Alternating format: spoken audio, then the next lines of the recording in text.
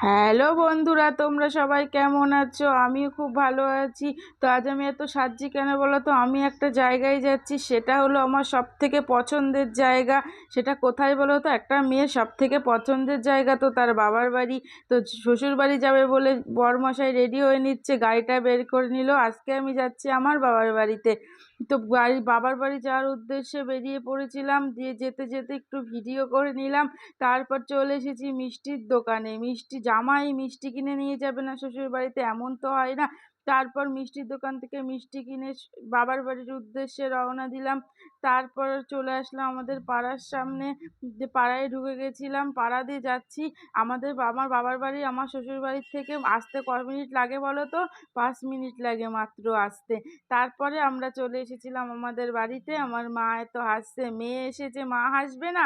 কতদিন পর মেয়ে বাবা বাড়িতে এসেছে, এটা দেখে তো সবার তো হাসি লাগবেই না।